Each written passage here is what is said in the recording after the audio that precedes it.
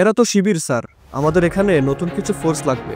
ধানমন্ডি ৩২ নম্বরে উত্তেজিত শিক্ষার্থীদের দমাতে ঊর্ধ্বতন কর্মকর্তার সাথে এভাবেই ফোনে কথা বলেছিলেন ঢাকা মেট্রোপলিটন পুলিশের রমনা বিভাগের ডিসি মোহাম্মদ মাসুদ আলম।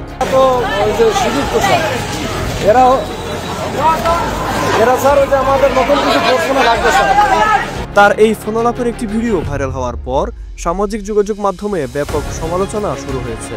১৭ নভেম্বর জুলাই গণঅভ্যুত্থানে সংঘটিত মানবতাবিরোধী অপরাধের দায়ে শেখ হাসিনার রায় ঘোষণাকে কেন্দ্র করে উত্তপ্ত হয়ে ওঠে ধানমন্ডি ৩২ ও এ সংলগ্ন এলাকা।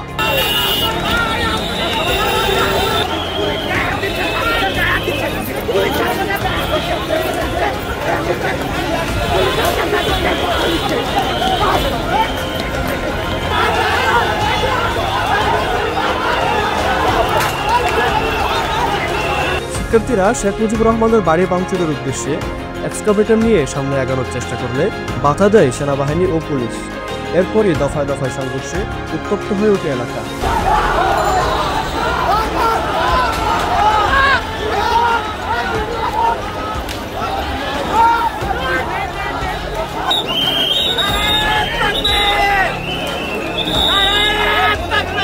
ডিসি মাসুদ আলমের ঠিক সেই সময়কার একটি ফোনালাপের ভিডিও সামাজিক যোগাযোগ মাধ্যমে ছড়িয়ে পড়ে।